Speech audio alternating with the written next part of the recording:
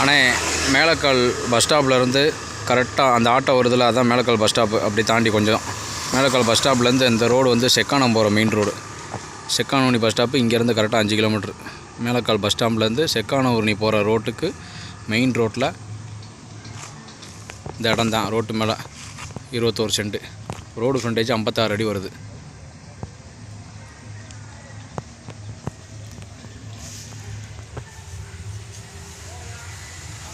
இந்த தென்னை மரம் தான் நம்மதுக்கு இந்த சைடு அத்து ஃபுல்லாக பின்னாடி அந்த அம்மா நடந்து வராங்களா, அதுதான் பின்னாடி ஃபுல்லாக. ரோடு ஃப்ரண்டேஜ் 56 அடி, பின்னாடி 65 அடி வருது.